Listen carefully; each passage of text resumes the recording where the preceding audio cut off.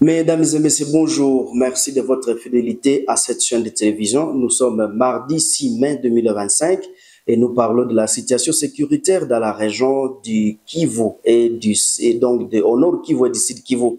Il faut savoir que pour le moment, chers téléspectateurs, les combats qui auraient pris ce lundi 5 mai dans la chefferie de Bwito, précisément dans les zones de Tongo et Kabizo, marquent une nouvelle escalade de violence.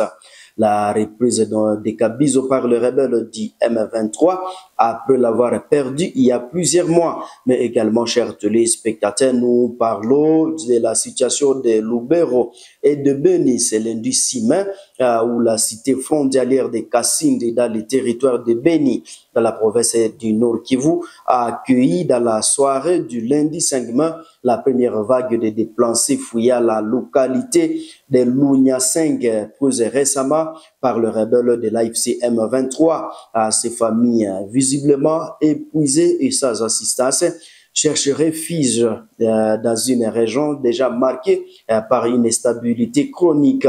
Selon des sources locales, d'autres vagues de déplacés sont également entendues à Moussenda et à Katundu, des localités riveraines du lac Édouard, également vidées de leurs habitats. Il faut savoir qu'il y a des parties de ces populations se sont repliés vers Kavinyonge pendant que d'autres tentent de rejoindre Kasindi. Il faut savoir que ça a créé un climat de peur palpable parmi les habitats. La société civile du groupement Bassongo attire la sonnette d'alarme. Paul Ozaïda, son premier rapporteur, exprimait une profonde inquiétude. Il appelle à une mobilisation urgente des autorités politico-administratives et sécuritaires pour assurer la prise à charge des déplacés, dont les nombres restent à déterminer, et pour prévenir toute infiltration ennemie.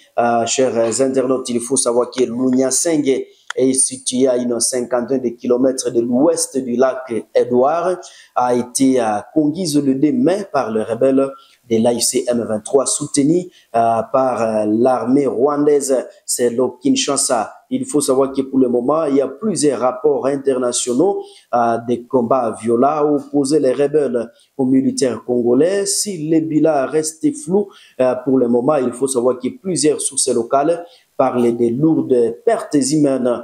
Dans un communiqué publié le 4 mai, l'armée congolaise a confirmé la perte de Lunyaseng, dénonçant une violation flagrante du cessez-le-feu à vigueur. Le lieutenant-colonel Mike Azuka est porte-parole des FARDC, Grand Nord, a réaffirmé la volonté de l'armée de riposter sur tous les fronts si les menaces persistent.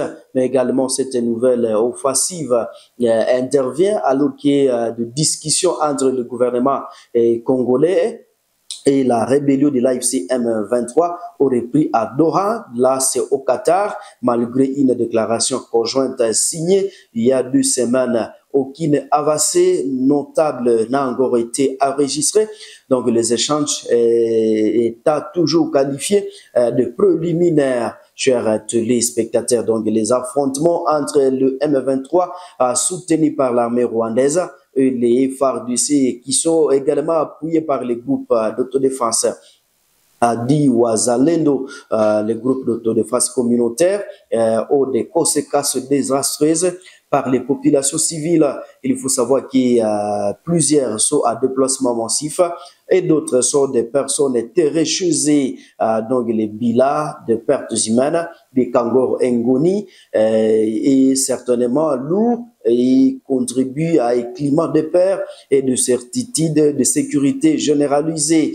Chers internautes, donc la division du territoire de Rutshuru entre les différentes forces à présence était facteur majeur d'instabilité, mais également les contrôles par le M23 des zones stratégiques comme l'axe Kanaba, Moulimbi, là c'est dans les groupements de Tongo, leur coffre est un avantage logistique significatif, facilita donc le mouvement des troupes et des matériels. La situation dans les groupements de Mutanda où le M23 occupe Nzoroba et le Wazalendo contrôle Bambo illustre donc la fragmentation du territoire et la complicité des dynamiques de pouvoir, chers téléspectateurs, donc de partout à travers la République démocratique du Congo. Il faut savoir que les informations concernant les affrontements signalés dans les territoires voisins de Massissi,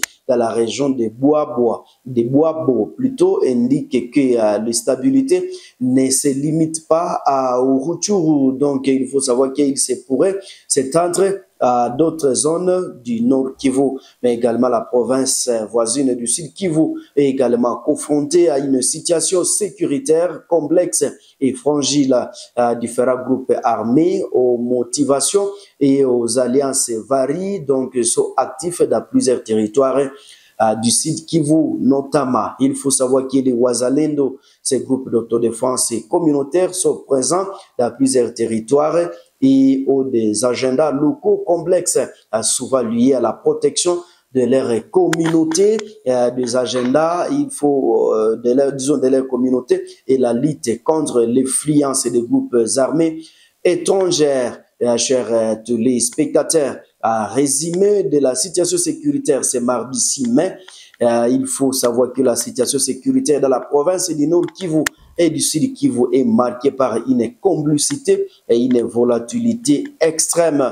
La reprise des affrontements dans les Rutshuru, la division territoriale entre les forces à présence et le signaux d'une possible extension des combats et d'autres zones du Nord Kivu sont profondément préoccupants.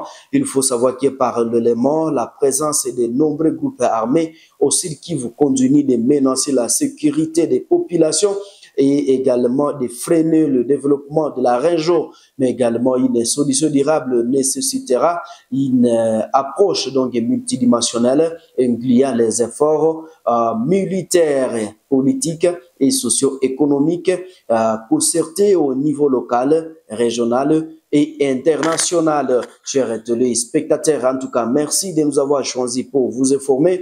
Vous nous avez suivis dans les 26 provinces de la République démocratique du Congo, mais également vous nous avez suivis dans la diaspora, vous êtes aux USA, Nouvelle-Zélande, au Burundi en tout cas. Merci sincèrement de votre fidélité à cette chaîne de télévision qui est là pour vous informer de ce qui se passe en République démocratique du Congo. Si c'est la première fois de nous suivre, n'hésitez pas de vous abonner et surtout aimer et partager la publication. Au revoir.